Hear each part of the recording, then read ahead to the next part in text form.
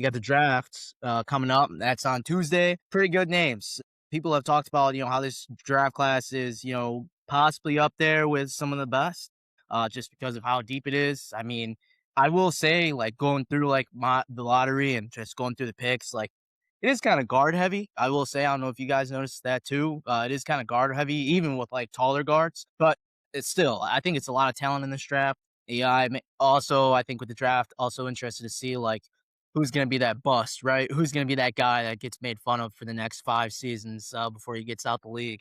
So that's interesting to see. Obviously, we won't know until I think the end of this time next year. But yeah, so want to kind of do it like this. Well, obviously, give our go. We can go through the lottery, if you want to, but I want to focus on top five. Each give our top five, and then we can kind of go around the table and just talk about that real fast. So, Grant, go ahead and give us your top five draft picks for this 2026 NBA draft. Yeah, I think number one's pretty easy. I think we'll all, for the most part, agree on it. I think AJ's solidified himself as that number one pick there, and I'll get to it as well because I think like the next two here, I think this is kind of where you can see a little bit of flip flop between the two. I personally think that just Darren Peterson might be a better fit for the Utah Jazz as opposed to Cam Boozer. So that's why personally I have him as two, and Cam Boozer three, even though I think I personally like Cam Boozer as a player better. It goes back and forth for me personally there, but Darren Peterson two, Cam Boozer three, Caleb Wilson, I think a very solid four. I don't think I'd be shocked if like Wagler or any other guards went above him. So I got him easily number four in that five, Sean, where your Clippers are at. I think there is some room for it, but I do have Keaton Wagler there. I think just with the size and his ability to one play off the ball and on the ball as he did the end of the year there for Illinois. I think he's just a little bit more of a pro ready guy in that aspect. He's got more of a pro ready body. So I got him as five right. Yeah, I like that, Grant. yeah, Nate. What's your thoughts on that? You like that? Yeah, we have pretty. I mean, I'll say my five. I do got AJ at one. I did.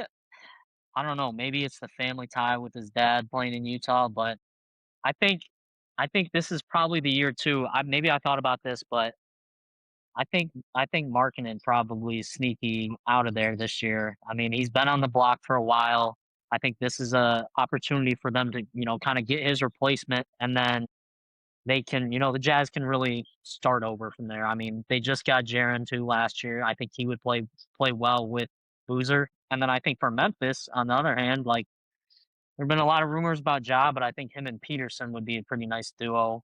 Maybe enticing to stay, but even if they decide to get rid of Ja, he's a nice kind of centerpiece.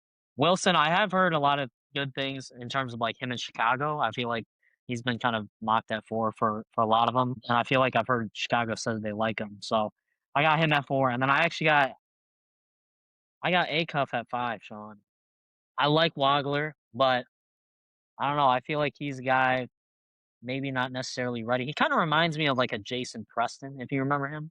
Hmm. Just a taller guard.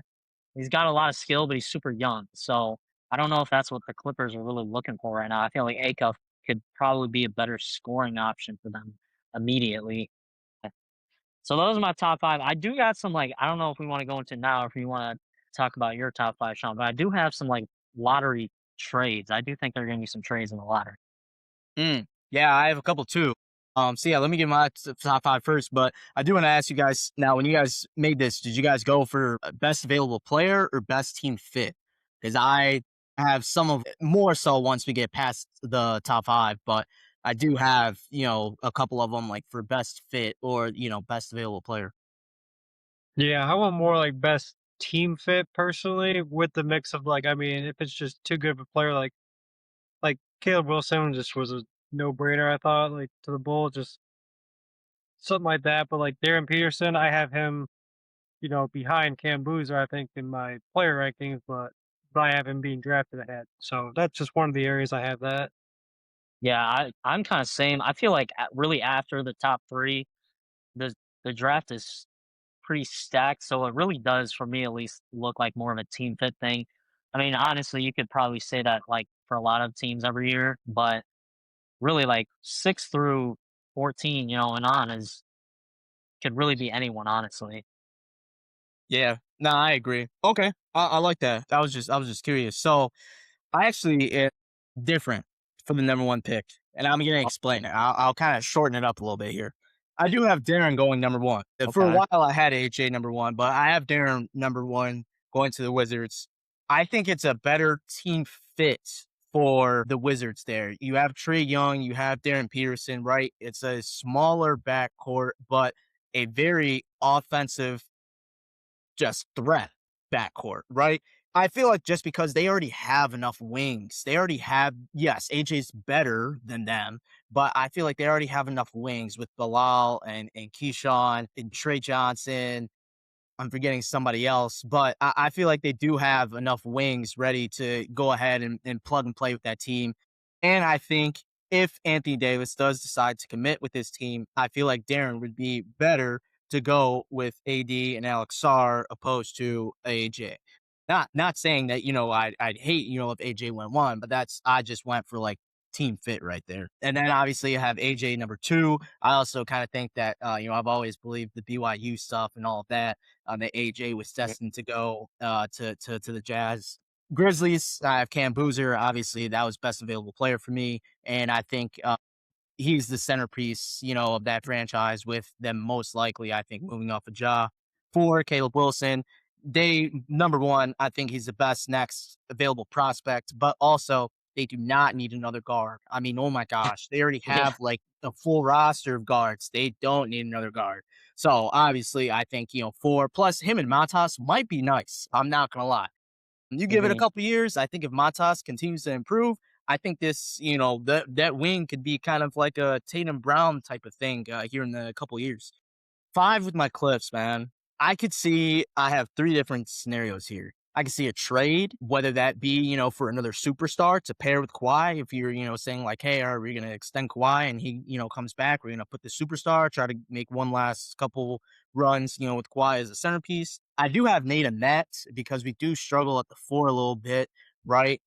We already have, the Garland's guard. We do need, probably a shooting guard, but I liked what I saw from Kobe Sanders this past season. I don't know if he started ready, but I do like him possibly getting more elevated role. Mikal Brown Jr. I put over Keaton Wagler just because I do think that Mikal Brown Jr. is a little bit more better efficient on the offensive end than Wagler, but I would not be opposed to Wagler at all.